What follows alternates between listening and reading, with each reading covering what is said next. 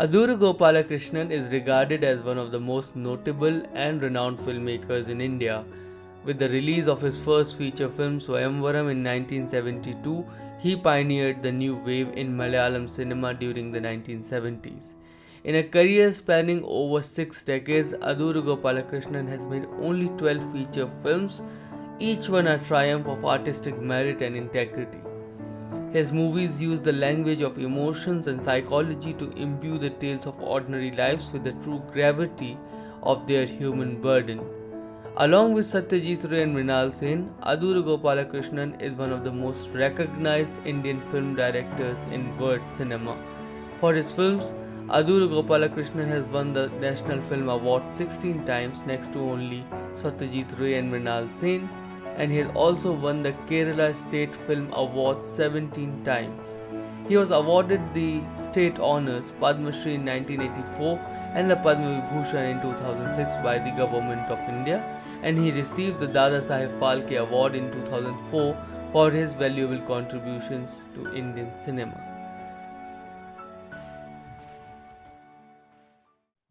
Hello everyone, good evening and welcome to Carvan. I am Ishan Sharma, and with me I have a very special guest with me who has been an inspiration to not just me but to a whole generation of film enthusiasts, filmmakers, and those who like to study films. Adur Gopalakrishnan.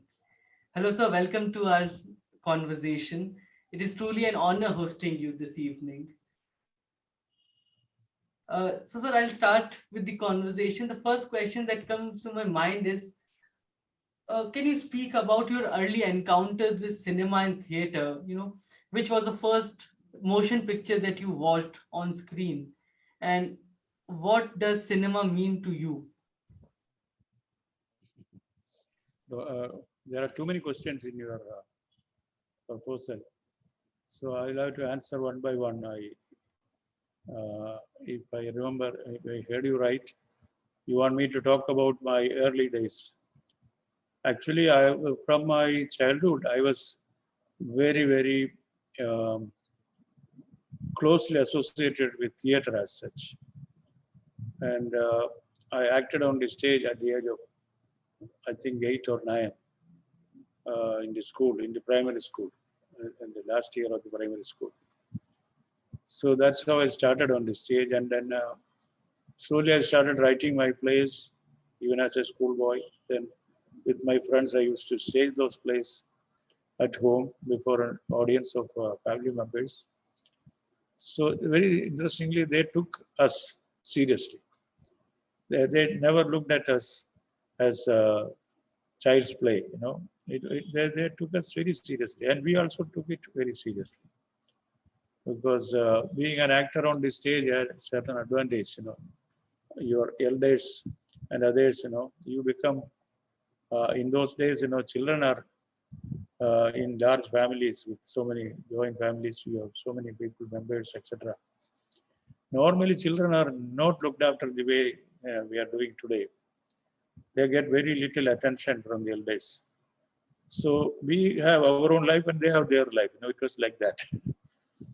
So suddenly, as an actor on the stage, whether it was in the school or in front of our veranda, in our front veranda, as an actor, I enjoyed a very special role that everybody was pinned in their attention to me. That was fantastic because I became suddenly very important on the stage, uh, attracting all kinds of attention. And that was a real great feeling I got from acting on the stage. And then stage became my real love. And of course, from my childhood, I used to watch films because my maternal uncle, he owned a couple of cinemas in our town. So I had free admission to those cinemas. So, but for me, I never thought this was anything, cinema had anything to do with me in my life because it was so distant from me. Because first of all, it's a very technology based, So you are not, you don't have any direct access to it. It's something very distant. It is fine, watching a film and wondering at things that you see on the big screen, etc. That's okay, but you did not associate yourself with that. So that was my early connection with the cinema, and I was a die-hard theater person. So even through the schools and I acted in several plays. I did write so many plays, and I won many prizes for acting, etc. in the school. So I thought that in the future life, I was going to be just a theater person. I will be a writer and actor and director, all that. So that is the way the whole thing was. But it was by sheer chance that I landed in Pune Film Institute, because when the institute started in 61, actual regular classes started in 61. So that year I did not know there was a school. that 61, it was already started. The first year of the course was started. That I did not know about. But that very year in 61, I happened to see an advertisement in the papers, which called for applications amongst other courses, screenplay writing and direction. What attracted me to that particular course was screenplay writing. I imagined, very naively, I imagined that screenplay writing should be very close to playwriting. So I will be studying theater academically in a very systematic way. This was what propelled me to apply for it and then go to Pune, write the all India exam for entrance, pass it, and then appear for an interview, etc. So in those days, you had to go all the way to Pune to do that. And luckily, I was placed first in my interview and written exam, and I got a merit scholarship. At that time, the institute had only one merit scholarship for the whole institute. So that I was the happy winner of that scholarship. So in fact, I had just before going to Pune, I was already employed.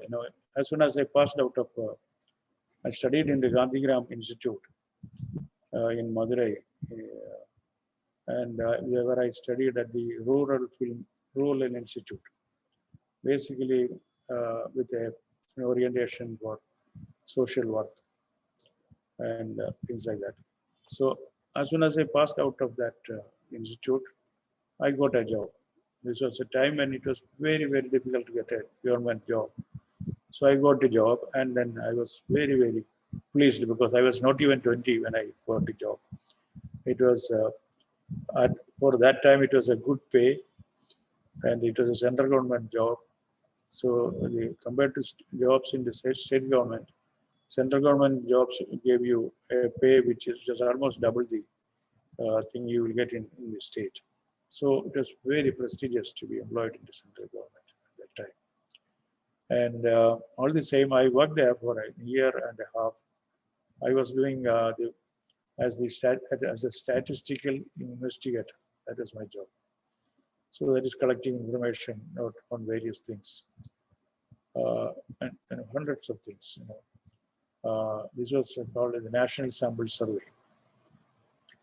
Even today, they are there in the office. Their office is there, and then goes up.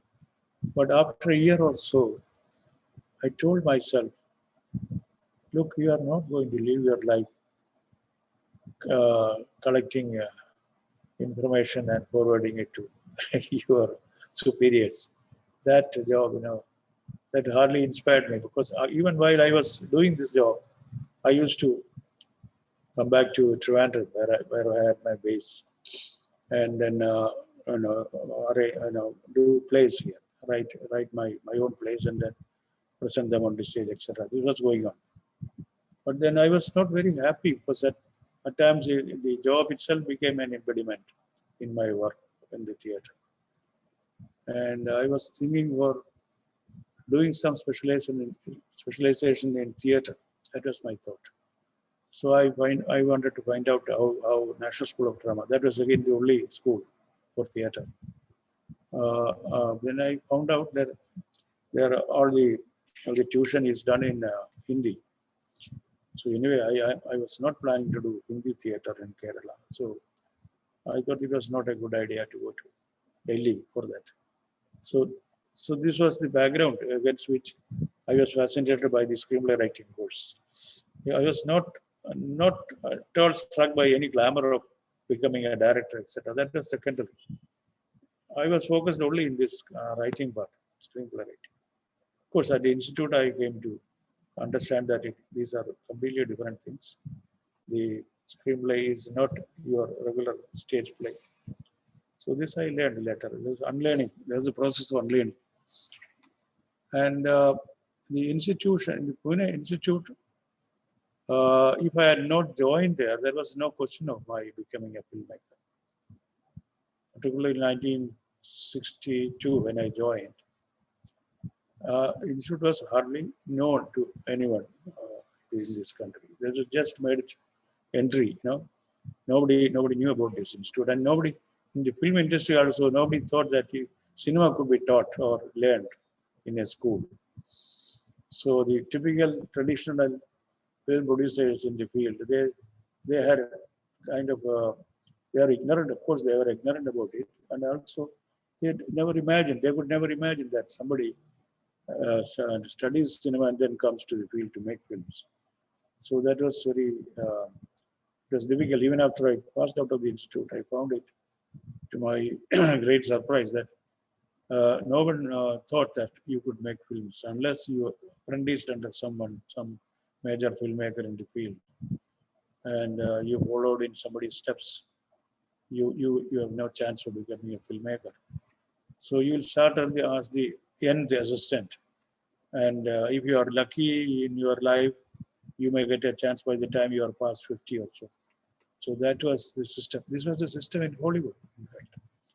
There was a time in Hollywood when no young people were there at the helm of filmmaking.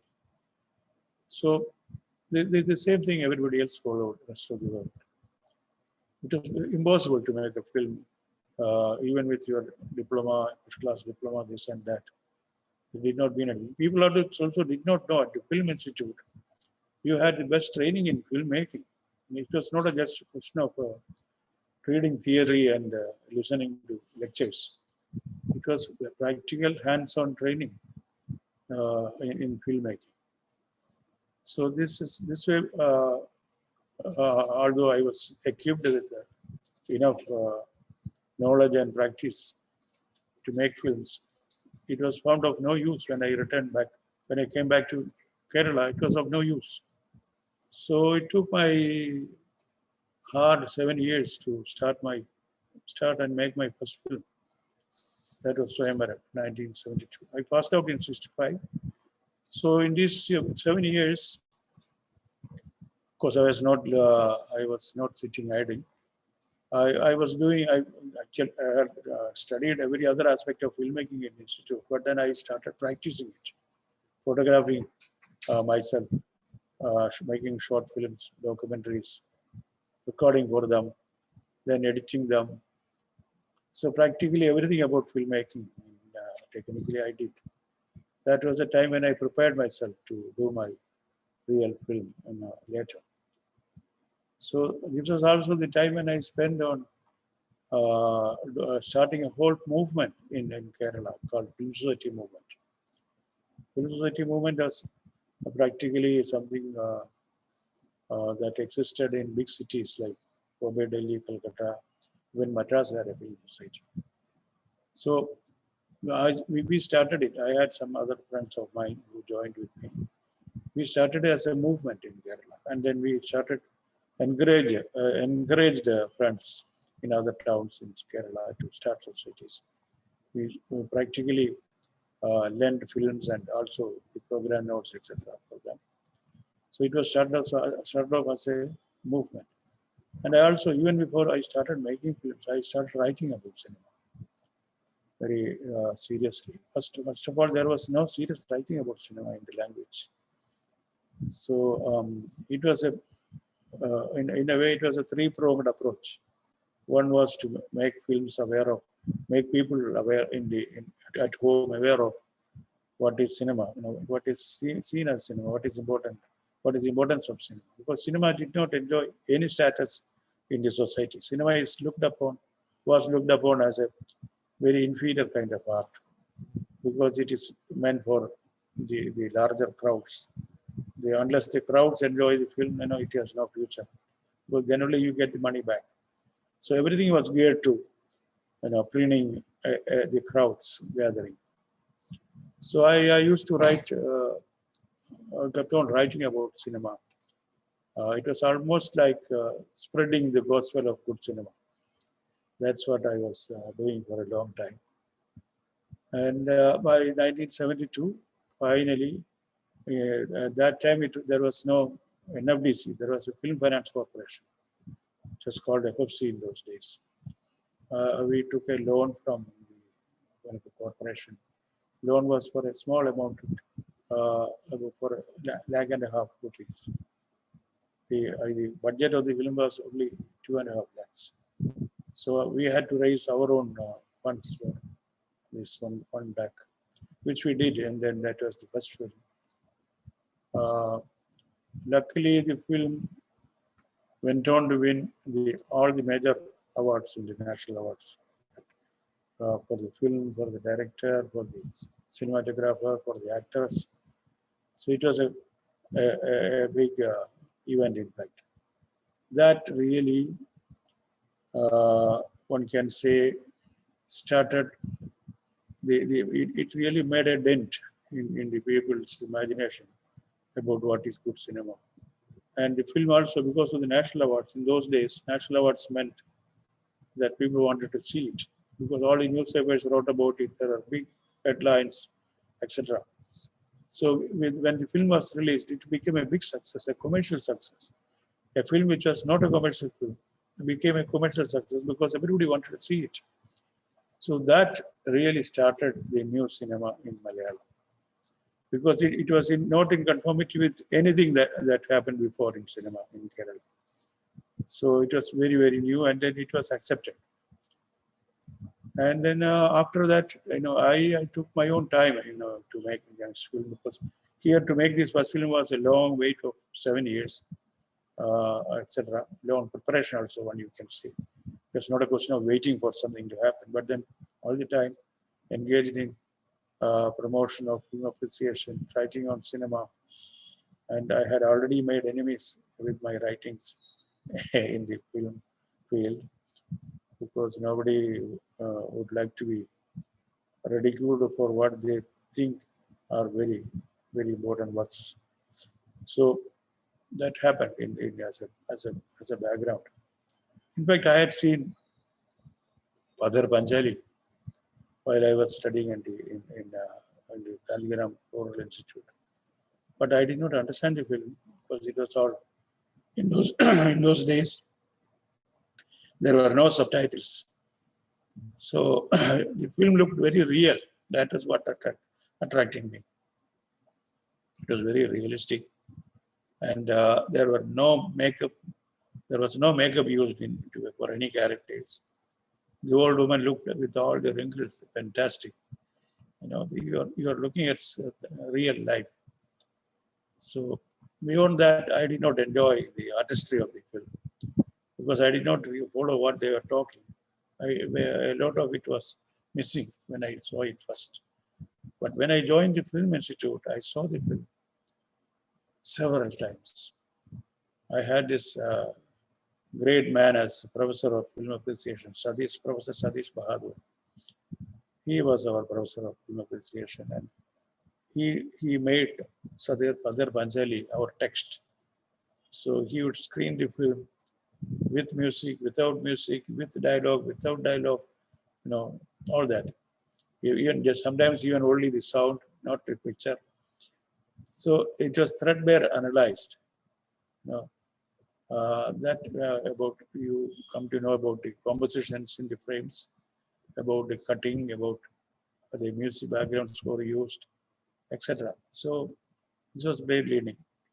So this was one of the films which I saw over and over again. And I have, of course, recently I've been writing because of the 100th anniversary of Satyajit Ray. Also, I've been writing about him, about his films. Thank you so much for that detailed answer, sir. And we will come to the point that you mentioned, the film society movement, about your first film Swayamvaram. We'll talk in detail about that.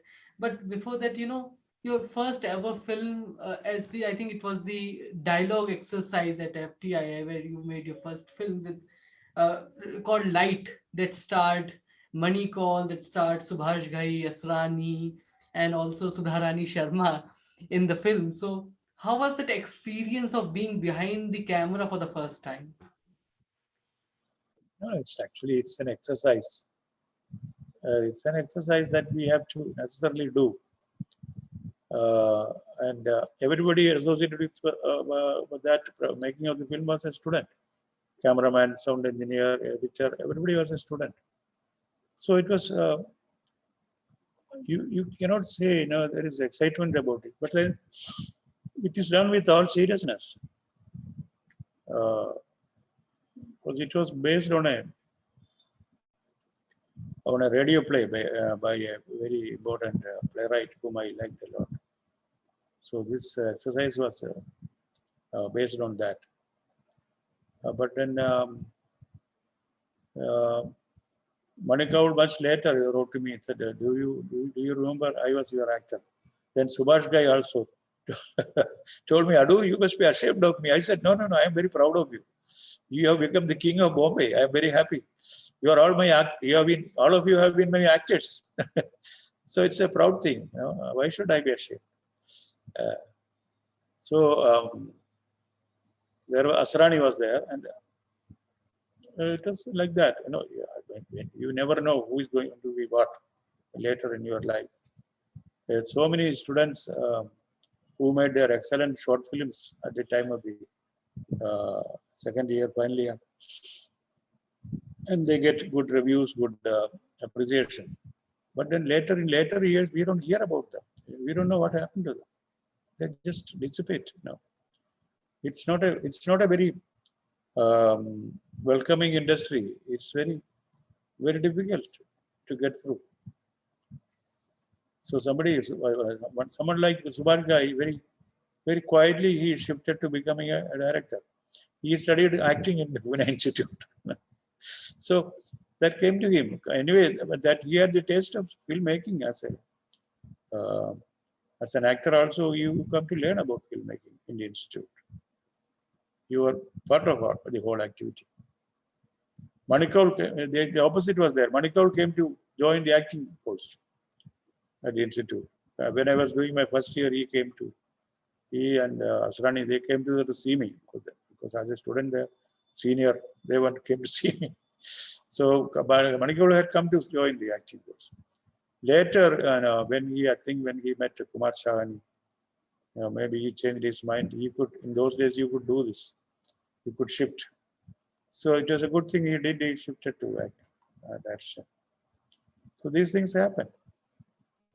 Mani, I think before joining the institute, he acted in some ad films in Bombay. Yes, that prompted him to become an actor. But he was supposed to become a very important filmmaker. And one more film that I want to discuss with you that you made in your days at FTI was A Great Day, your only comedy film. So Yes. why did you not explore this genre further apart from A Great Day? No, see, humor is a very important aspect, especially with whether you are in theater or in cinema. That keeps your audience engaged, and that's very important. And you don't have to do slapstick or cheap dialogue to entertain audience. You can entertain them just making them look at everyday things. Things happen in every day which are really full of humor. It's very humorous. Only you have to have good observation. And you can, those who don't have observation, they cannot be making films of any worth. So this is a basic thing. So you have to, and also you have to look at life, with a lot of curiosity. You have to be interested in everything, not just He cannot be like the horse, what the which has blinds on both sides. It cannot be. You have to be open to be influenced by everything, good, bad, indifferent, everything. That's very important. So this was, I call it very autobiographical because I consider myself a very lazy person. So this is the story of a story of a very lazy person who incidentally, strangely, is in love with another a girl, and his um, his room where he stays is in such bad shape. When this girl comes and tells him, "My father wants to come and see you," before agreeing to our marriage, he wants to come and see you. So the first half of the film, I want to 3/4 of the film is of this. He's preparing and trying to put some order into things in the room, to make himself decent and ordered and all that. That there is a lot of humor in that sequence because he wants some. There is even a frog in the room. He wants to drive it away. Then he has a radio, which whatever you do, it won't start working. Then you bang on it, and then it starts playing. That kind of thing. So finally, when he is halfway through these preparations, the father arrives. He looks around with interest, and then finally he looks at him, and then he says, and then he goes away, and comes running his daughter, that is his love. She says, "Do you know something? The father has agreed." And he cannot imagine. He is in such a bad shape. How could he agree to it? And when you were smiling at him, you saw your teeth.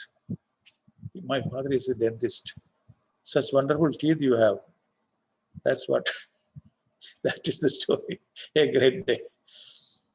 So it freezes on his mouth. The film freezes on his mouth. So after having made that film, I never saw the film.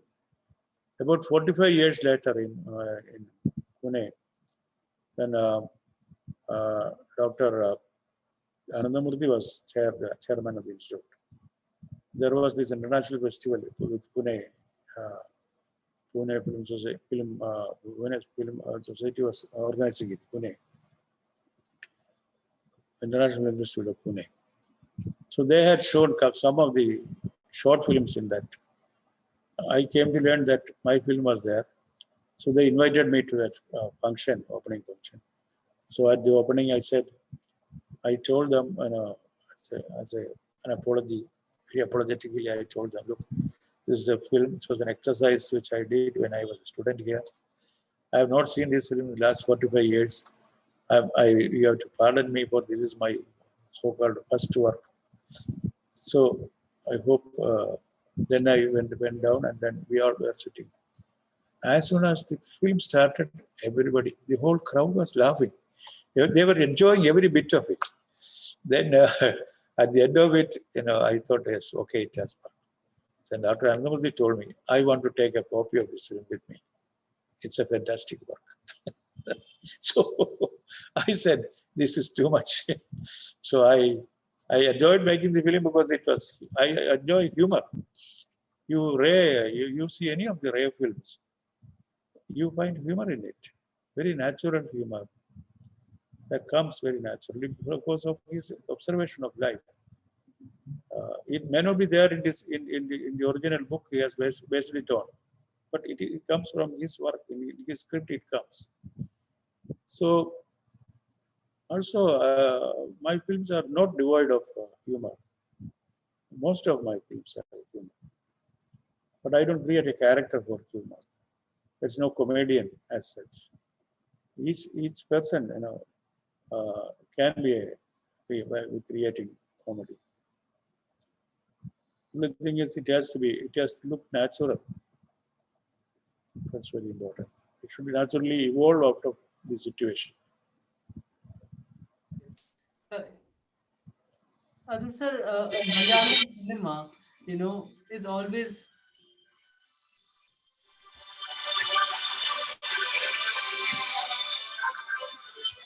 ഞാൻ അങ്ങോട്ട് വിളിക്കാം sorry. problem. So as I was saying, Malayalam cinema was always known for its, realism and the grounded and human stories. And before your first feature film, Soyamvaram, that came out in '72, you debut as a filmmaker. There were other prominent filmmakers, as K.S. Sethu Madhavan and Ramu Kariyat, who were working in the industry, some great work.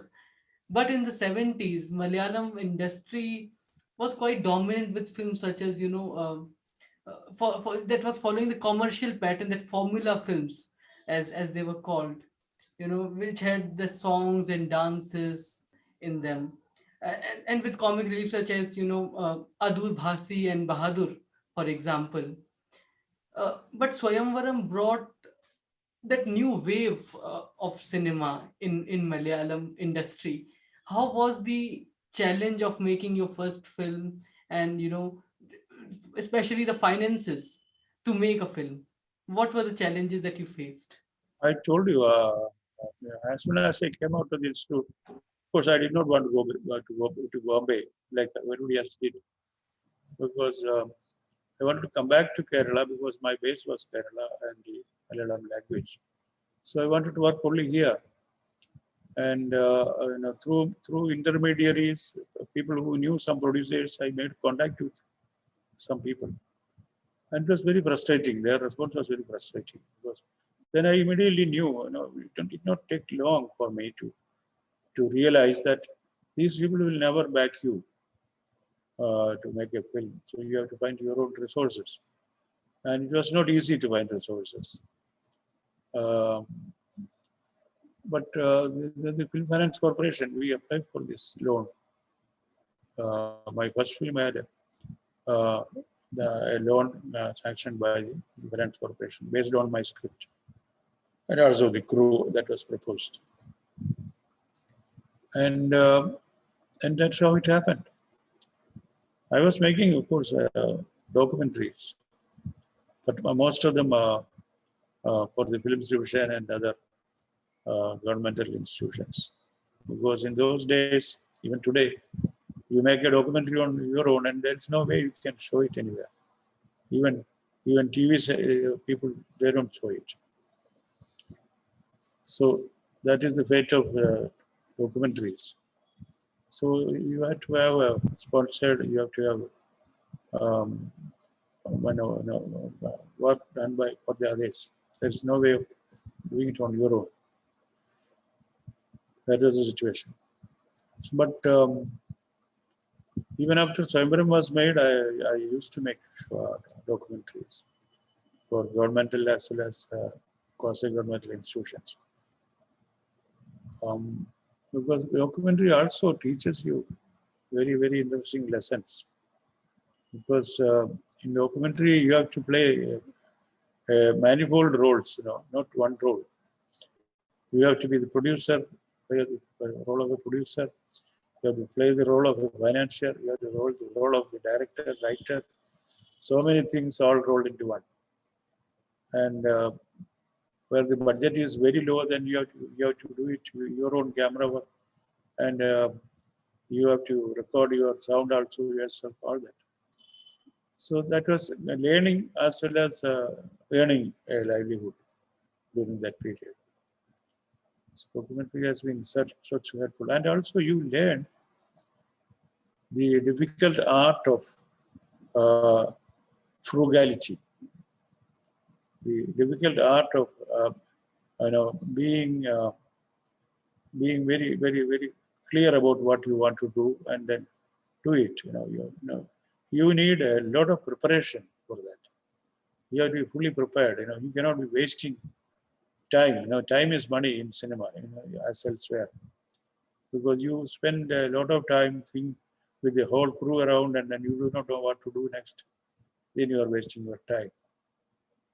And when you do not know what to do, and you may also shoot a lot, left, right, and that's also wasteful. So you have to have I always had a very small ratio of what I shoot and what I use. But some people they shoot as much as 10 times the required length. My ratio was 3 to 1, not more, because I plan everything ahead of time. I wanted to shoot. Everything is planned beforehand. Nothing is left to chance. Still, there may be some improvement required. That one has to leave a space for. But And this, you evolved as a filmmaker during very turbulent times, when when Kerala was undergoing economic crisis. There was emergency of the 70s, the Naxal uprising, the split in the Communist Party, all that was going on, and you were making films at that time. So can you describe how were those times, and how much the society socio-political factors influenced you as a filmmaker? see, I don't think they influence you very directly. The influence comes very direct because suppose you are a kind of filmmaker who is trying to be contemporary by making films like newspaper features. I'm not that kind. Um, these things will have influence because I made a film called Katha Purushan. That's much later, and this is about the turbulent times you have mentioned, the period that I have lived through, and right from my time of birth to the time when I was growing up, when I was a young man, up to that point. So that reflects the whole history of a period, the cultural climate, the political climate of a land, people. That is there. But it is not very direct in the sense. It is told through the life of a person. It is his story as well as history, both. So that is how it is. And talking about politics, not just the external, but the interpersonal politics of a human. What we go through, the plight of the human mind, and how a human that then makes relation with the other person. All that is you know is visible in your works and in other art cinema as well. So as a filmmaker, how did you execute that politics, that interpersonal politics in your works, apart from the external politics of what was going around at that time? See, as I said, I'm not trying to be smart by doing day-to-day events in films. I need a certain time to pass because when you are in the midst of an experience, you don't have a proper perception of that experience. The experience has to pass, then only you can look at it. This is what happens. So I used to say that my films are necessarily about yesterday. Yesterday, it can be just yesterday, or many years before, but never before I was born, because I had to be a witness to things. I have to be a participant in some way. I have to be a participant in the things that I'm talking about. So I'm not talking about things I have no first-hand knowledge about. I wouldn't be making futuristic films, nor will I be making historical films. Because I do not want to make a film which will be relevant only during its time of making. I think it has to go beyond. It has to be relevant tomorrow or even day after. This is one condition I wish to satisfy. And you know in most of your films, maybe it Kodiyatam or Madilugal, or Ali Pattayam. In all those films, the camera is always static. That is one thing that I found in your films. The camera doesn't move much and doesn't have much tracking shots. Uh, uh, in is this part of the visual storytelling process that you uh, embraced, or are you giving more room to the actor to perform? No, actually, like somebody has written about it, there is a lot of camera movement, but as a viewer, you don't see it because I don't want my audience to notice that the camera is moving left, camera is moving right, the camera is moving up, camera is running. I don't want.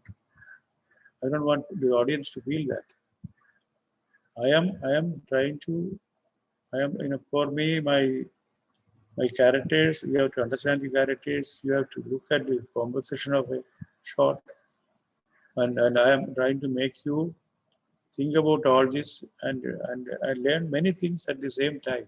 Yes. It's very important. Not just what the character is speaking. It's much more than that. Yeah, I have to make you experience a situation and a life. That's what I'm trying to do. And talking about actors and characters, you worked with some of the finest actors of Malayalam industry, such as Mammootty and and Tilakan, KPSC Lalita, and Karmana Janardhan Nair. And these actors look real and raw when they work with you. They doesn't look out of place.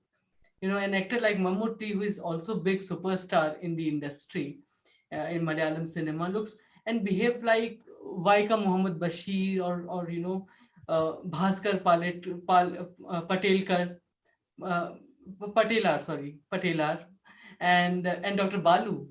So how was your equation with such actors, and how did you direct them? See, it's very simple. You have to be an actor yourself. That's one basic thing. And these people who are very popular in the film industry and day in and day out, they are acting before a camera. Slowly, they do ham acting after a time. That cannot be helped.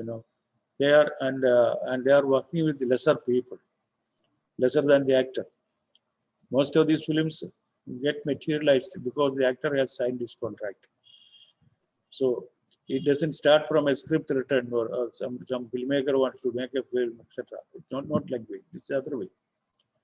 So yeah, in such situations, the director cannot even tell the actor, no, no, not that way. What I have in mind is different. They cannot. That whatever they do is okay for them.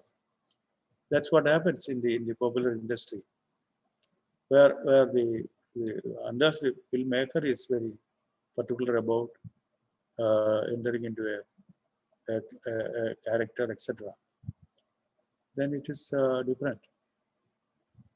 So my actors, I have been very good with them. They always like to work with me. None of my actors have ever asked for a particular amount of fees. Never. So my equation with these people are very, very fine. They're happy working with me. And they also know they won't get the amount of money they get from other films. Because my budget is always very, I cannot say low. It is neither high nor low, but it is the right budget I use. What is important for me is the film, not the amount of money you pay a star or somebody else. So, they all know that I have a budget and everyone will be paid.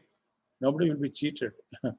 According to the budget, there is an apportioned amount for the actors. They will be paid. But nobody has ever complained about poor payment to me. Never. So they've always been happy working with me. And also, there is a record. 6 of my actors have won national awards. Yes.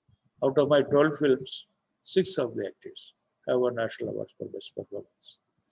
So that reputation also comes in my favor. This is what happens. And also, is it because you also give some space to the actor to perform in your, film, that you give them a free hand, that It is Now, up to you. freehand is a difficult thing to do because, see, filmmaking is the process of filmmaking is so different from theater performance.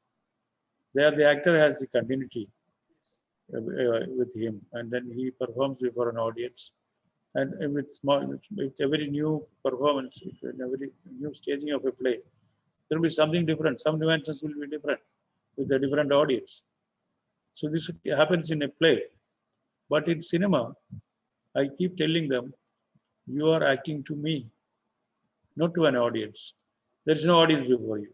When you act before this camera, when I am recording it, you are acting it out to me. So I have to be satisfied, not the audience. Audience comes much later when it is put together. The actor doesn't know what was there before him, before this shot, or what is going to come after this shot, and how long this shot is going to be, etc. These things are just not known to him. And also, the system of shooting is such that the scheduling of the shooting is based on a location, on a period of time, on the availability of an artist. So many factors are there in fixing it. So I may be shooting one scene from the beginning of the film and from and the end of the film later. And much later, I will be taking some shots for the middle of the film. So the actor cannot have any emotional or even intellectual continuity with his performance. So I have to tell him this is what you have to do. And the performance is, I always rehearse them, and I always take. I don't stop with one take. If I am not happy with it, then I go for another take, irrespective of whether the actor is well known or a star or anything. And nobody has ever complained against it. So they know that when I go for a second or third take, it is improving their performance. And I also tell them, nobody in the audience will ever know which take of your performance is in the film. what is kept in the film is their performance. So cinema, the medium cinema, has uh, certain advantages and also certain disadvantages in that sense, because the actor cannot keep his emotional continuity and perform. It's not possible, not physically possible, not even otherwise.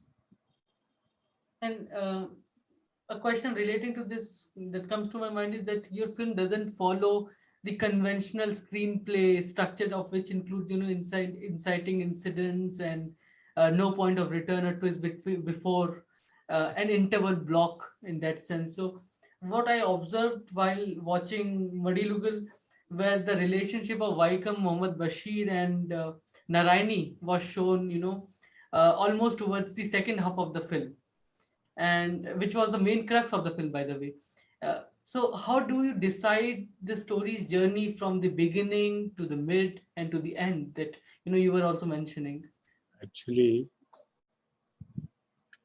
for every small story, every big novel also, every novelette, even a performance, in a speech, there is a beginning, middle, and end.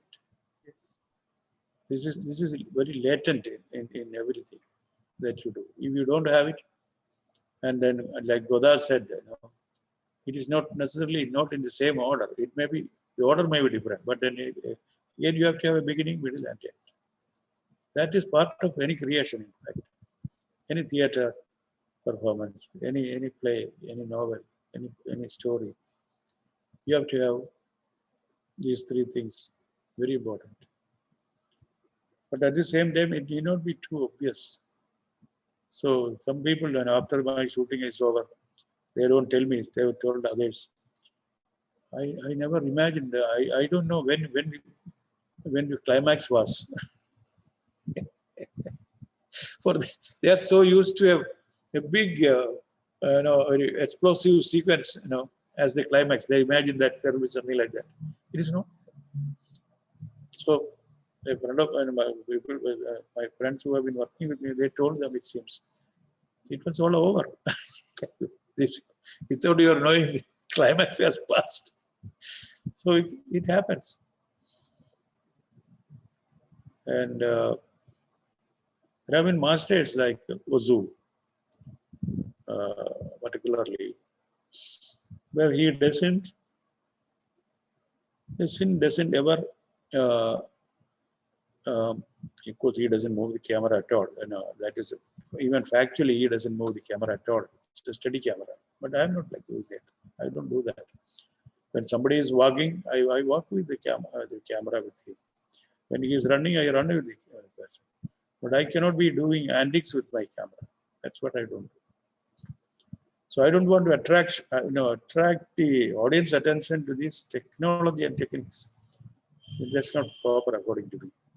Because also, in fact, if you have to use psychology, when a camera moves slowly, for instance, it moves from left to right. Necessarily, it has to reveal something very important by the time you move and end it. If it is not there, the audience is disappointed. It's a momentary disappointment that will ultimately kill the film. These movements, meaningless movements, will kill your interest in the film. So it has, when you move, the movement has to be meaningful. When you move in, it has to be meaningful. You move away, it has to mean something. So what the traditional shooting style in the old days was, you shoot within a floor, on a floor and within the studio. And you have these trolleys, and the people will push in, push back. This is what they do during the takes. So it makes no sense unless there is some meaning in. Because it is to follow the audience mind. You want to see him close, then you go close. When the filmmaker wants to show, the environment against which this character is, then you have to pull back or throw him into a very long shot. All that it's a lot of psychological use of the camera and sound. And you talked about novels and how a story is written. You have worked on many screen adaptations, whether it is with Hayan or your Mardilugal even. They're adapted from literary works. So how challenging is it to adopt a literary work to a different medium, a medium of film? Only 4 films out of the 12 films. Only 4 films are adaptations. Those are time when I did not uh, find for myself something from within myself. There are dry periods when nothing interesting occurs to you. So then I am an avid reader, so I keep on reading. Then I remember some book I read earlier that was interesting. I wanted to. Then I'm curious about why did I like that story so much. So I go back and read it. And if it still interests me, well, then I say that then it is worth doing a film on. And I don't copy the story. This is a starting point for me. I treat it as my original idea, just picked up from the book. But then I work it on my own.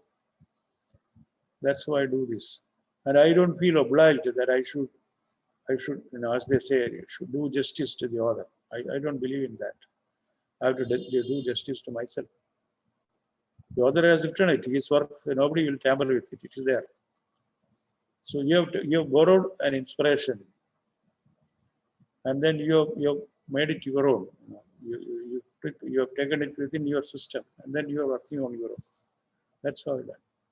All these stories, Wakil Mahmood Bashir, Zakaria, Tagadi, all these others, I have worked like that. And very, very, very few compared to my 12 films so far done. These are only 4. The rest was all my own ideas and scripts, everything. So you say that you take the creative liberty of a filmmaker to, further develop the story that you adopt? I do. I do. And you mentioned Godard in one of your answers, and that reminds me that it was, I think, Godard who said, the angle at which you set your camera is itself a political decision. That So, is true. a very cliche question, that can art be apolitical? Depends. It depends. See, there are different ways of looking at art. Hmm. Uh, Art can be political. Why not? Actually, life is mingled with politics. You cannot districate yourself from the politics of the life you live in. For instance, in India, everything depends.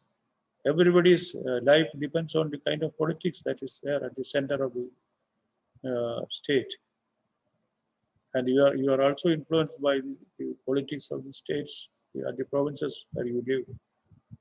So you cannot say that I am apolitical. You cannot. But you need not be a practitioner. You need not be a protagonist. You need not be a champion of political views. It's not necessary. But as a sensitive person, as a very very responsive person to things around, it is natural that you will be influenced by the politics around you, either negatively or positively. You cannot escape it. Um, a question that I think I should have asked you earlier, but I'll pose this question now. How is your equation with the cinematographers and editors, two very important part of the whole filmmaking process? How is your relation with them? Actually, mostly my cinematographers, I don't give them the freedom to compose themselves, decide which angle, etc. I decide all that. Also, my editor, for him, I ask him where to cut. Not, I don't leave it to him. Also, my shots are there. The way I shoot, he cannot be edited in another way. I almost, it's an edited form I shoot, and then you cannot change much in the scheme of the film. So it's very easy to edit for them. It's very easy to edit because my material is just what is required is shot, that nothing more. Because I do that exercise long before what to shoot, what not to shoot. I do that, and I have to be very clear about what I need. But I do also at the same time I also improvise a lot. I do that. So anyway, you are writing the script, editing, sitting inside your room, and then alone you do it. But then the reality outside with the light, with the sunlight on and the sunlight off, things are different. When it rains, it is different. When it is not raining, it is different. In the morning, it is different. The same object will look different in the midday and morning or evening. So all these are, then you have to take advantage of it. That is where you have to be resourceful. You have to make decisions then and there. But that is all possible only when you are thoroughly prepared. Otherwise, because then it gives more scope for improvement. Uh, that's what it's done. Yes, and we have used this term in this conversation also, the term art. So, but how does a cinema merits to be called as an art? All not all cinema can be called as art, because there are very bad cinema which doesn't merit to be an art. What is your take on it? When it is the product of an author, there is this concept of author concept comes from really France. They started writing about the author. The director is actually a theatrical term. That is not a good term to be used in cinema. He's not directing anything. He's creating. So we call it properly to call it is filmmaker. A filmmaker is the one who will make art. Art is something which is the, the product of intellect's creation. It is like the architecture. The architect has the complete concept of what he is going to do, but he engages many people, different trades of people. They are doing different trades in the building up of a structure. But then the architect is the creator of that. The same thing with the filmmaker. So only when that is possible, only when it is like writing poetry or creating any other form of art, then only we can call it art. Otherwise, they are all what do you call assembled material. You have somebody who writes songs, somebody else does this composing, and then like that. There are different. You put all that together. So the man who is an organizer, resourceful organizer, is called a director in the film industry. But he is not a filmmaker. He's the master of that orchestra with different And instruments. he is also described in several ways. People say he's the captain of the ship, etc. Let's see. These were the ideas about a director. These concepts are old.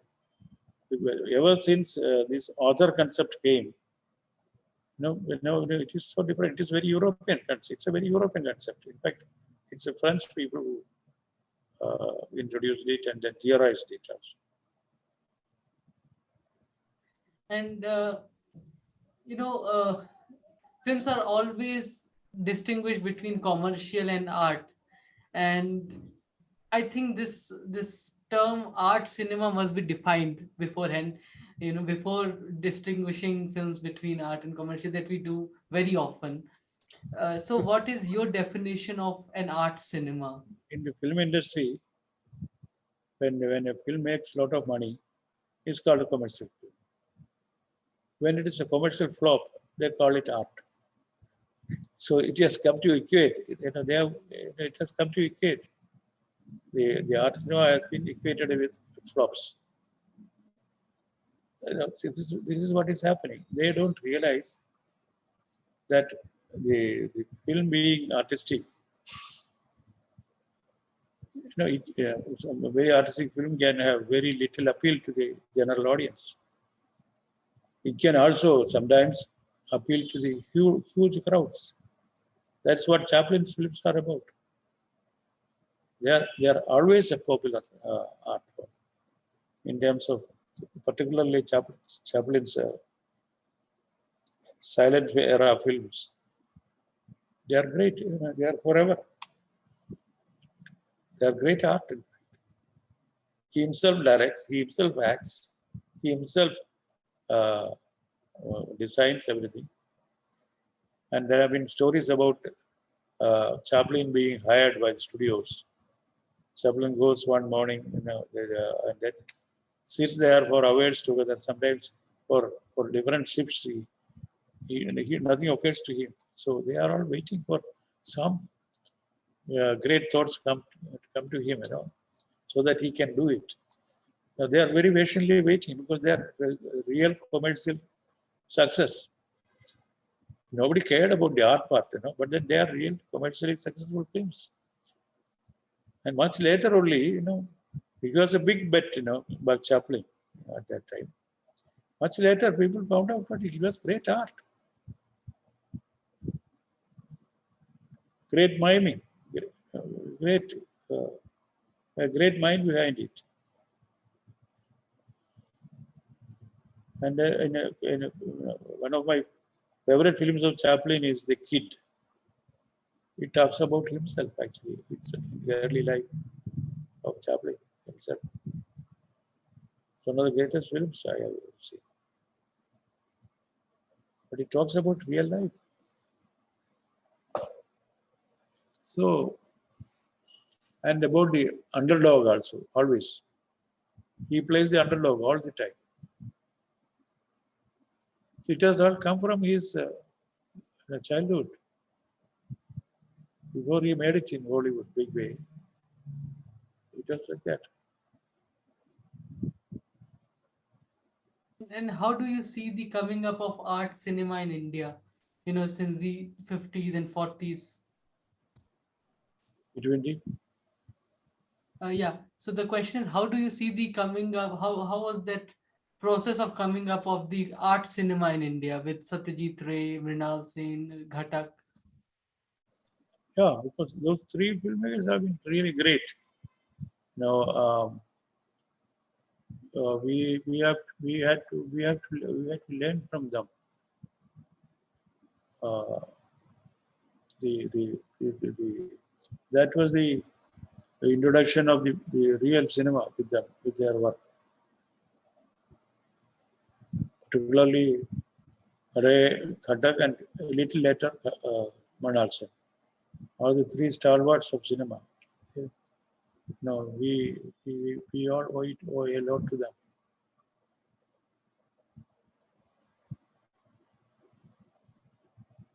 And how was the reception of art cinema in India, when you were a student? Actually, a lot of people do not know something very interesting because when Badr Panchali was made, it was it was a long struggle. It was a story of a long struggle. 2.5, 3 years, almost 3 years of its making was a real struggle. Part of it was short, and finally they had to abandon it because there was no more money to make it, etc. No producer would back him. Even those who promised some help and all that, they themselves flopped on making some other films, and they could not like that. So finally, the film was picked up. In fact, Ray, through his mother's contacts, contacted B.C. Roy, and B.C. Roy wanted to meet Ray. He went to see B.C. Roy, and B.C. Roy, when he talked to Ray, B.C. Roy was a fantastic person. He he could find the real spark of the greatness in this man, young man, with all the passion for the film. Then he said, okay, and his assistants, his deputies, had all kinds of, they raised all kinds of objections to financing the film. Then he said, find out some way of giving money. So, how the money was found? Since the film was titled Pather Panchali, Song of the Road, he found money from the Public Works Department, PWD, for his financing. And believe me, when the film was released, it became a big success. Unknown filmmaker with no ingredients of any cinema whatsoever, whether in Bengali or in other languages. It became a success, instant success. It took a few weeks to pick up, and then Ray has written. Even with that release, the government of West Bengal got their money back, and then they made millions, and they made millions out of that. So a real good, genuine work of art is accepted by the people. And it was also a matter of honor for the, matter of credit for the audience in Calcutta and elsewhere. That they could make the film a success at the box office. This film, which many directors in the West found very not very inclined to like it, or even they did not care to see the whole film. So the whole thing changed eventually. Now, you cannot blame an audience for rejecting a good work of art because they are simply not accustomed to watch something different. They've been fed on rubbish. So that becomes the no. Even today, there are people who are asking, what do you mean by good cinema? People ask. No, you have to see it. What do you mean by good book? You have to be reading. Otherwise, how will you know? Somebody will tell you how the book is good. You have to read. To read just that book is not enough. You should have read a lot before enjoying a serious work of literature.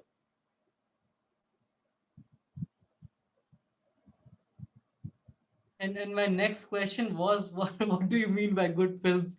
And you have answered that already. You know, and One of the persons who was made the chairman of the selection committee, which would select films for Panorama, Indian Panorama. Indian Panorama is selected. It was originally meant to choose films which have a good chance of being accepted in other festivals, international festivals. So the government is, finding out which are the best films made that year, so that it can be promoted. So a person from Bangalore, who is from the, I don't know what he did in the cinema, but that I don't know what he is, maybe a producer of film. He was made the chairman of this committee. And he is famously known as someone who keep on asking people, what do you mean by good cinema? He has no idea about it, what is good cinema. And then he's made the chairman of the committee to choose films for the Indian Panorama. And he chose all the bad films, because that is good cinema for him. And then in Delhi, there was a joke.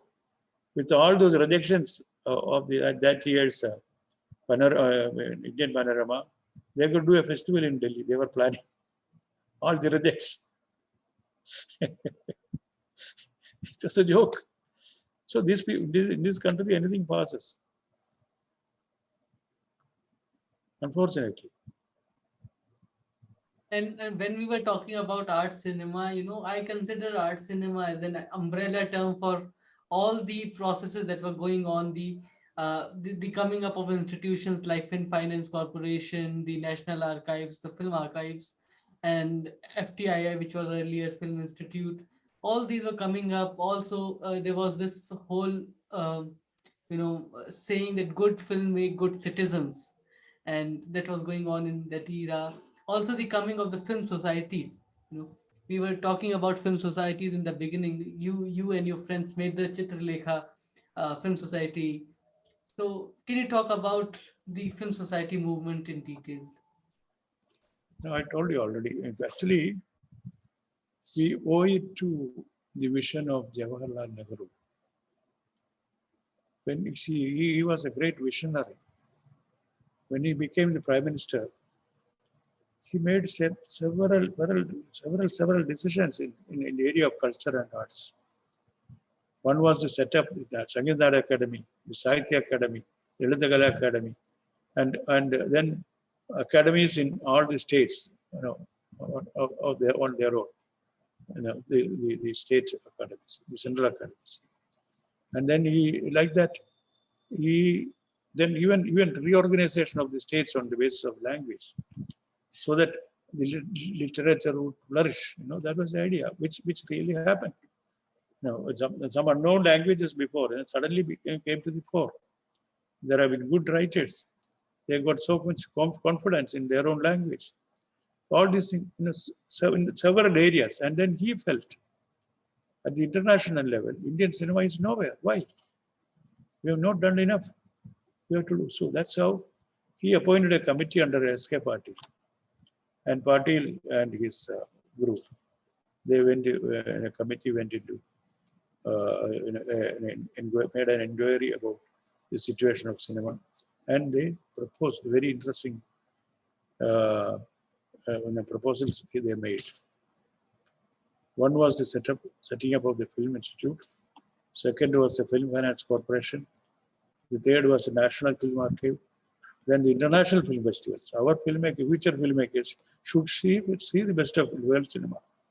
That's how the international film festival has started in Delhi. So, with his vision, When Escabati, he knew this, Escabati would make this. This was all implemented. In no time, this was implemented. So it was his vision that, that we are reaping the results of. So there was an overall development, the overall effort to promote good filmmaking. But then later, all these institutions degenerated. That's another matter. Like the National Film Development Corporation. I was one of the members of the inquiry committee, which recommended the formation of this Film Development Corporation. And it became such a dead weight. It serves no purpose in our lives, in the filmmakers' lives.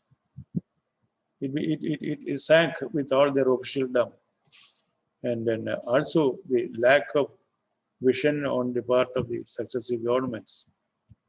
So in the whole world, when you want to promote cinema, you don't, even this loan that we took for Swayamvaram, at that time, the interest that was charged was 18%. 18% interest. And 99% of the people who took loan from the NFDC never paid back their money. They could not. They were not willfully abstaining from it, but then they just could not. Because over a period of time, the interest was more than the capital. This is what happened. So in the rest of the world, when they want to promote an film industry, what they do is they give grants. If the film makes money, then they can repay it. They are not penalized for making a good film. That's what is happening. They are really, they are hunted out, out of this whole thing. So many people. So this is what happens. So there was no real vision on the part of the decision makers in the center. This is what happened. So slowly what happened was the officials were having a five-star culture. Very nicely. They traveled only first class around the world and then did nothing for the cinema. It came to nothing. And you also have, you worked, you have been in different committees, with the government of India for framing the national policy, and also you were the head of the NFDC. You were the director of the FTI. I was only a director, not the head. Yeah, Not the and head. I was and only one of the directors of the directors. Yes, NFDC was first set up. I was one of the directors. yes, Not and you were also the member of the advisory board of National Film Archive. Uh, what were the challenges you faced? The one you mentioned, the five-star culture, and what were the other challenges that you faced? And no. the inputs that you made. This is not a five-star culture is not a challenge for me. It is a challenge to themselves. Actually, the purpose of the institution is forgotten. And they all thought it was meant for them, only for the officials. Because the government itself, has been having no vision about an institution like National Film Development Corporation. So they were, at one time they will say, you go and find your own finance. At the other time they don't, they give other directions like this.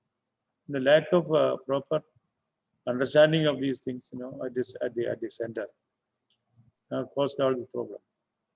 And the five-star thing became so ridiculous at times because a whole lot of officials, they will travel only first class. One of the NFDC films was, they wanted to release in Kerala. I was a witness to see, that's what I'm saying. One of the university produced the film, they wanted to release it in Kerala, a Malayalam film. And the MD and the 3 or 4 top officials came down to Trivandrum And the film had not even, they did not put even a poster for the film. There was no, like every other films released, you will have advertisement given in the papers, etc. Nothing was there.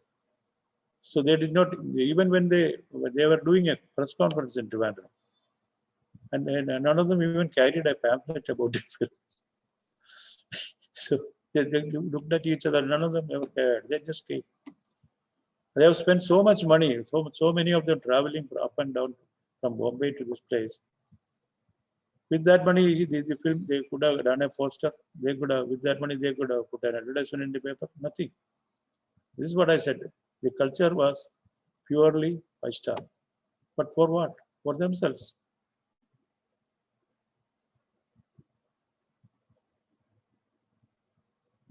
Yes. It became the fiefdom of some people. That's all. And with that, there is also an increased commercialization of cinema in the recent past, and you are working in the film industry for almost 6 decades now.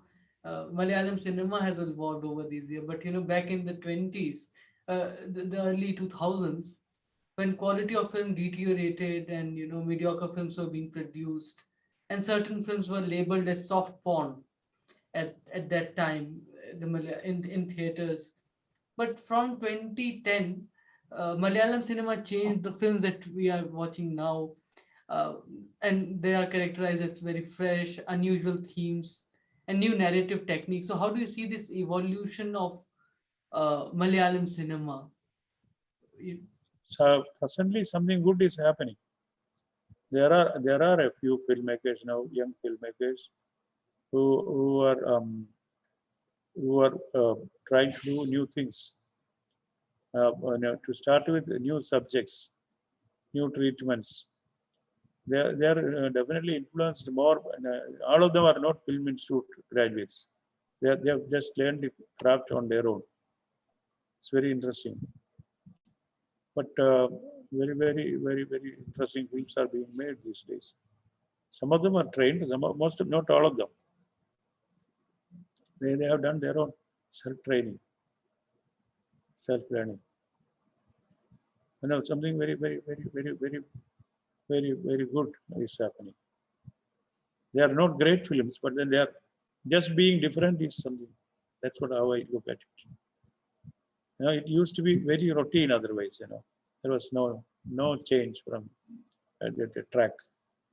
Now these are all uh, very hopeful signs of better cinema being made, but without any promotion, without any help, without any support from anywhere.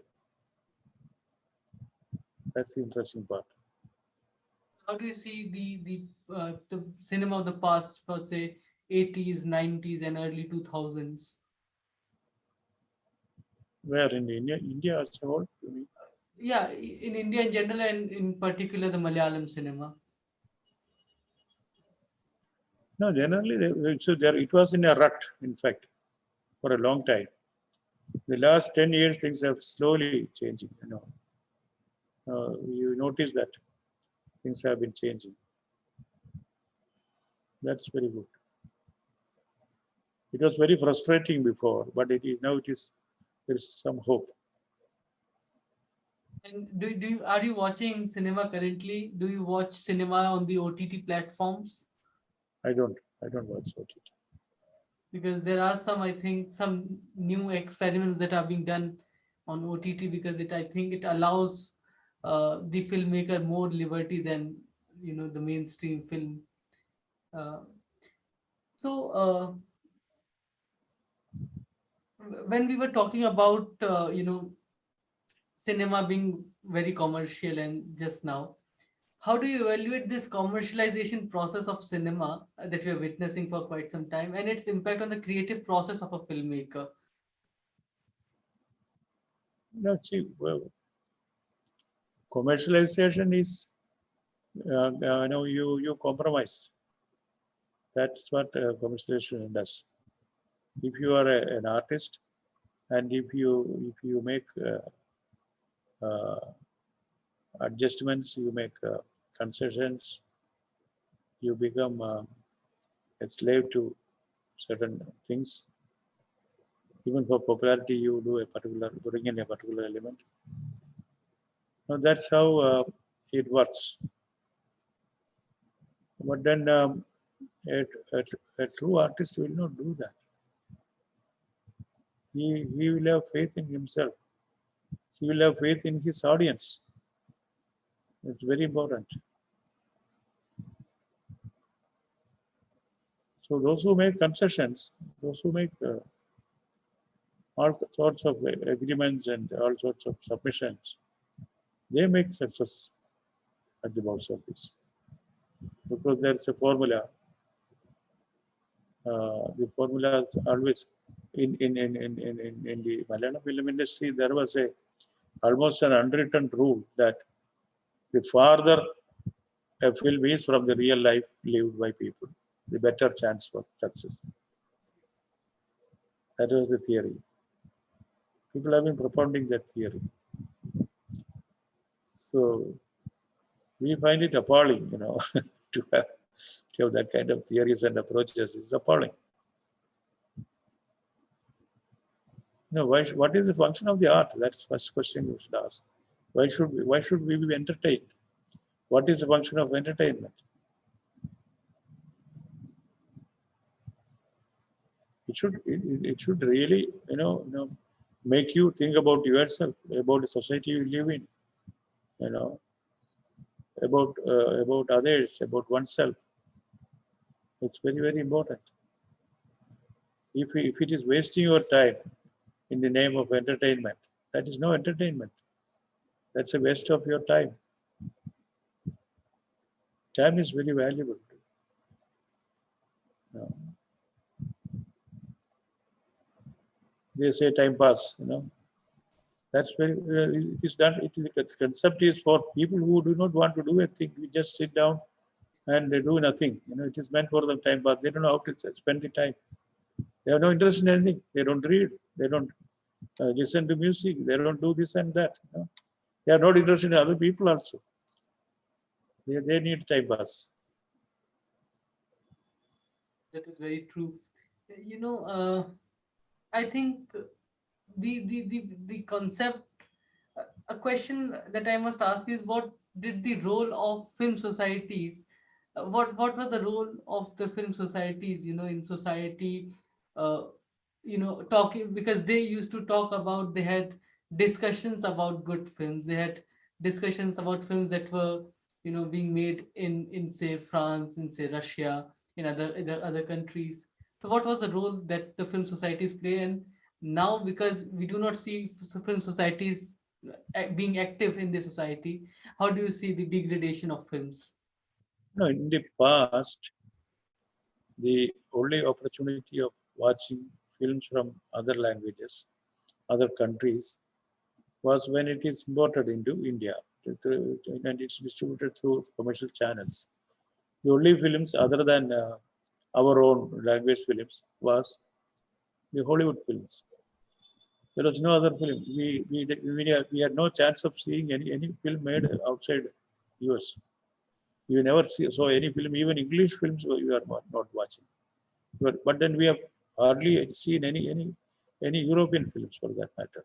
No Russian film, no films from any country in Europe. So what film societies did was to make it access to the audiences. Offbeat films made in these countries. They the best examples of good cinema from there. The audience, small number of people. It was not addressed the whole big crowds, not at all. Film society movement was aimed at the real prospective filmmakers, film critics, film students.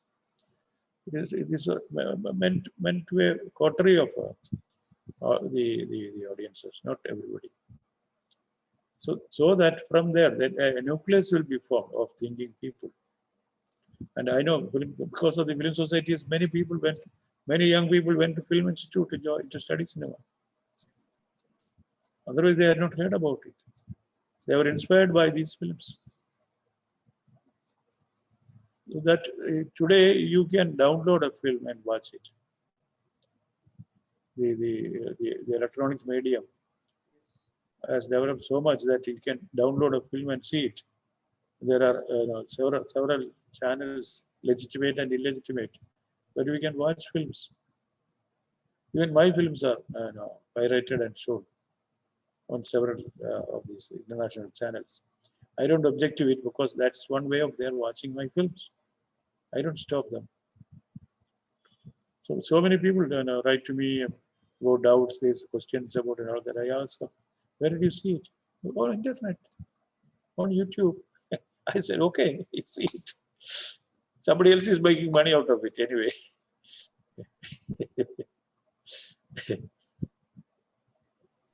And do you think uh, the audience uh, has some responsibility towards the more production of good cinema in India, far from what we are seeing in Long, mainstream long film. ago, long ago, a Hollywood producer was approached by a lady. Is supposed to be very learned and all. She went up to a producer and asked, Mr. So and so, why do you make so many bad films? It's a frontal attack. Then he's a very sharp person, the producer. He said, because you go to see them. Answer was very sharp. You make bad films because you go to see them. Simple. Very true. uh, in India, we do not take films very seriously. We dismiss them as just mere entertainment, as you also pointed out, and that is one reason, uh, because for the situation, for the condition of films in India today.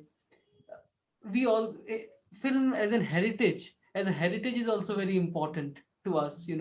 It has uh, given us so many things in history in the past, and I think you can see the making of a nation through films, but we do not take that seriously, and we do not preserve films. You were part of the National Film Archives. Can you share your experiences of archiving films, or curating films for the National Archives, and the importance of film as a heritage? No, film is actually the archiving of films is very important because some very bad films have been very popular and they have to be archived because that shows the taste of an audience at a particular time. And then there have been there have been other films which have been failures, very outstanding works which have been failures at the box office. They need to be preserved. So that is one important thing. When you talk about heritage, India produces too many films to be preserved. And that is a big question. Too many films. Where will you preserve it? Today it is easier because you can digitize it and keep it. That is possible. But in the past, there was no way other than physically preserving it. That was a challenge. But our archive has done quite well, I think. It was started late, but then once it was started, then it started functioning. The first director there, who started as a curator and then he became the director of the archive. He himself was very good in his work and very devoted. So the archive has grown in size and in prestige and in its utility. So that's okay. And then And how was your experience working with the archives? yeah, it was good at that time. It was long ago when Mr. P.K. Nair was there. I was in the archives advisory committee, not later. It was worked very well. Uh, we have talked about your days in the FTII, about your cinema. One thing that remains untouched is your relation or your conversation with, uh, I think, the stalwart of Indian cinemas, Ritvik Ghatak, who was your teacher at FTI Pune. Can you share about some about your relation with Ritvik Ghatak, and some anecdotes if you can recall? No, I had absolutely no personal relationship with Cutter. I have seen him only in my classroom. Though those were the times when Cutter was a great filmmaker. He was a great inspiration. The best part of his teaching was he used to show his films and talk about it. That was the best part of the training, I thought. I couldn't have got that experience from anywhere else. You have the filmmaker himself showing his film and explaining why he did that, he did it in a particular way, what is, why he went to, all the traditional cutting was all violated by himself, etc. So, so many things. So that was great learning from him. And he was a very well-read person. That was another aspect. He used to watch films very clearly, very attentively.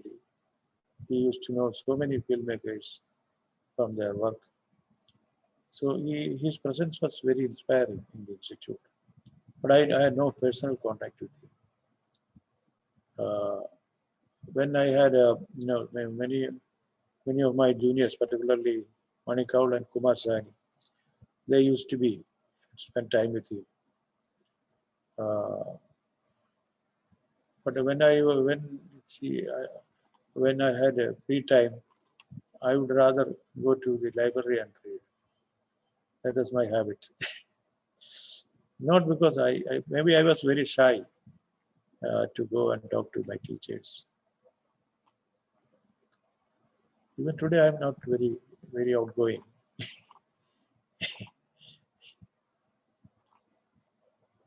And talking about books, I can see a lot of books and and stuff in the background. Uh, which are the books that you like the most? Which are the books that you read as a student or as a director, as a filmmaker, not director, but as a filmmaker, that has inspired you and influenced you? No, I've read so much that I cannot say one book or one author. There are several authors, even filmmakers, So people ask me which filmmaker has influenced you. I said I feel enthused. I don't want to be influenced. No, that's not a good term. It's very exciting when you see and you like a film which is beautifully made. Uh, when you see a bad film, this is one reason why I don't go to see films in the commercial cinema. When a bad film, when you see there you see it in their midst and you see everybody else enjoying it, a really bad film, that's very depressing. Very depressing. So I don't go. I I go and see practically almost every day I see 5 films when there is a festival here. That's how I make up for lost time. And I selected films I see. That's all. Because the bad film, I know a very important writer in Kerala. She was very sensitive. You must be knowing Kamala Das, great poet. Yeah, Kamala Das' mother, she was a great poet. yeah. So one important poet went and gifted her his collection of poetry. Then he received it and said, "I won't read it. You should not be offended. I won't be able to read it." Then he asked, "Why?" Because I don't want any other influences. I write my way on way. No, that can be a completely it's for somebody uh, who has kind of reached that stage. It's justifiable. But you cannot say that as a beginner. You have to read everything. If you are a beginning writer who is beginning to write, you have to write everything. You have to read everything. Even bad poetry you have to read. And uh, what are the films that you think we all must watch in a lifetime? If you can name, say, 20 films, 25 films that you think are must watch for people who are interested in film theory, who are interested in the art of Like filmmaking. I am writing in a very prestigious Malayalam publication is there called Bhasha Poshani, one of the oldest publications in Yes. language. It's published by Malayalam Manorama. It is still being published. It goes as a monthly now.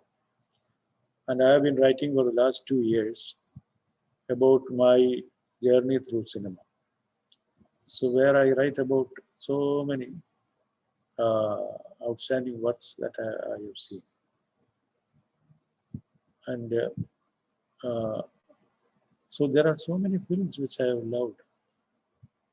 Long before I entered cinema as a practitioner, I've seen some films in Malayalam, a couple of films from outside. But your attitude to cinema changes when you become a practitioner, when you have learned it, and when you have seen films from all over the world. You cannot say that it's like a writer. A writer who does not read, he can never be a writer. So if you have to be reading a lot to become a writer. You have to be reading a lot of poetry to become a poet. Same way, you have to see a lot of cinema. Manalga used to say, you should tell the students in the institute, you should watch films, dream films, even ruminate over films. That's how you become a filmmaker. How true. He also used to say, very interesting, he used to say, you tell me when a person's the style of his living. You tell me about this particular person's style of living. I can tell you what kind of films he will be making.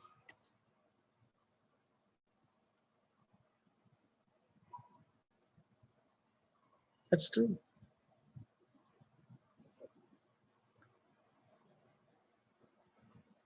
Can you name some of the films that you think must be watched by the audience? Oh, so many films. There is no end to it. So many films. Uh, from the silent period, I would start with Chaplin and others.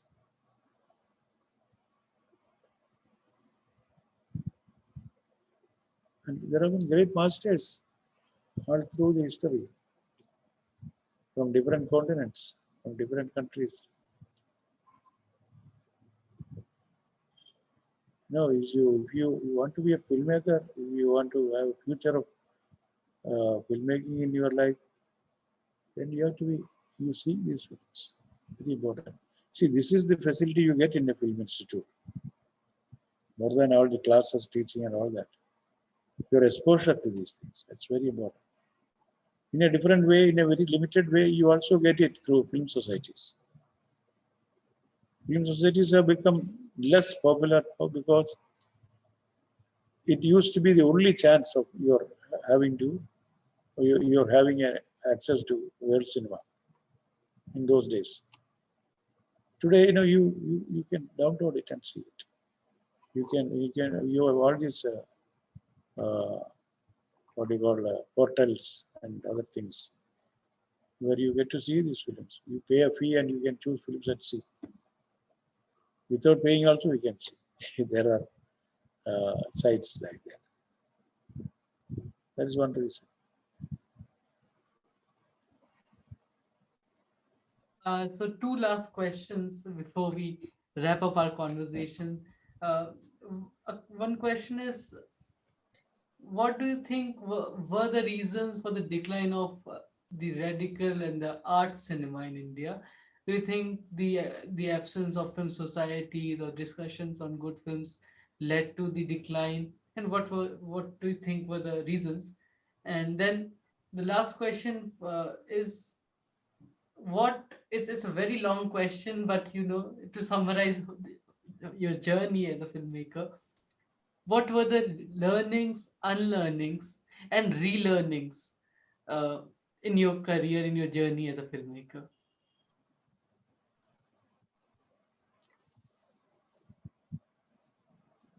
One big lesson I learned, of course, uh, for the kind of films I make,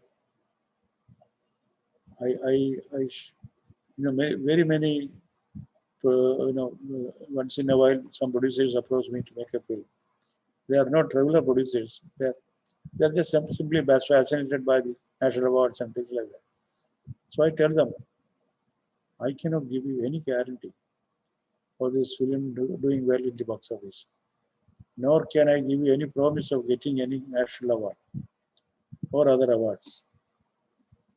And then you should also be prepared to lose the entire money you are putting in the film.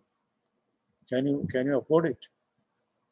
I don't want to see a good person being thrown out to the streets because he came to me and produced a film with me. I don't want to see that. I feel very guilty if that happens. So not either whether you are making a film with me or not, you should be able to lose that money. I cannot guarantee anything. I tell them properly because I don't like being the reason for somebody else downfall. So I tell them very clearly. And also, when I make a film, I make sure that the producer has the whole money in the budget given in the budget is ready there, and he will not keep it. He will not interrupt the production, saying that when I have the rest of the money, I will do the rest. Nothing of the sort. These are the lessons I learned very early. But I tell the producers also, see, nothing will happen to this world, if I don't make a film. But if I make a film and you lose money, a lot of things will happen to you. So you will become the terribly bad loser and you will even curse me. I cannot be responsible for that.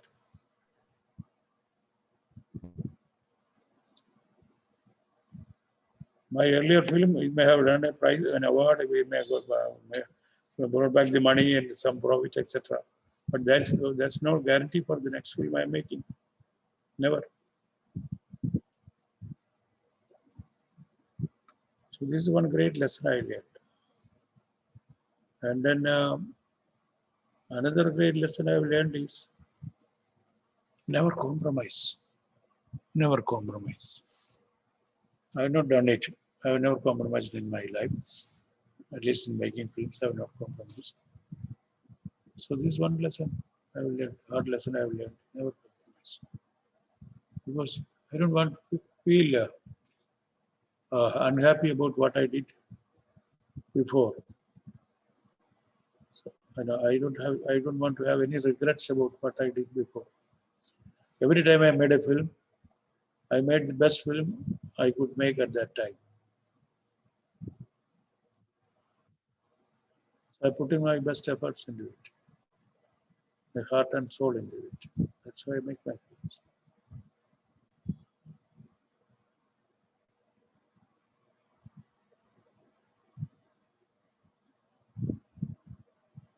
And then what did you unlearn in this process? This is all unlearning.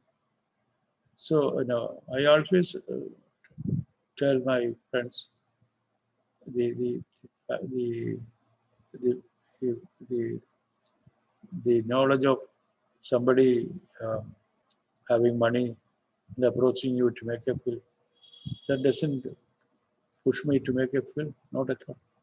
I make a film only when I am ready with the script, everything else ready. There have been instances when people ask me, why don't you make the next film, etc. I said, hold on, I'm not ready with it. At one time, the Reliance people, they were producing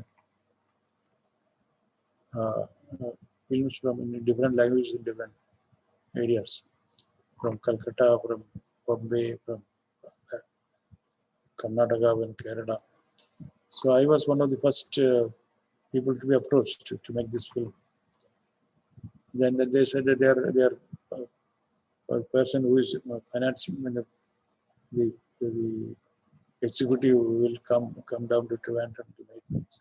I said, don't send any executive to me. I'm not ready with the project. It's nice that you are offering money to make a film, but I am not ready with the project. What will I do without it? And then our executive will come and discuss with you. I said, there is no nothing to discuss about. What will he discuss with me? I don't have a project with me. So others made the film because when I backed out, there were others who did make the films. It may sound very foolish, but then that's a fact. And and and about the second last question was, uh, how do you what do you think are were the reasons for the decline of the art cinema in India? You don't call it art cinema. No? It's very, uh, don't call any art cinema or commercial cinema. Don't do that. Hmm. There is no art cinema as such. See, it depends on each individual who is making the films. Somebody may be making films the way he likes. Somebody may be making films which he thinks others will like. This is the big difference. That's why we say, don't compromise, don't. So when you compromise, you have to do things that you don't like to do. That is compromise. You imagine by common consensus that certain things you put in this and these are elements that you put into your work and it will become popular. That's a big compromise. So no real filmmaker should do that. He has to hold on to his conviction. Your life may not be that very easy. It will be hard. Thank you so much, Adur sir, for answering these questions and for being in this conversation. I got to learn so much from you this evening, and I think all our viewers who are young people, who are young students, I have got a lot to learn from you from this conversation. I hope you enjoyed the questions. Sure. Thank you. Thank Thank you. you so much, sir, and I look forward to meeting you whenever I am in Kerala. For sure.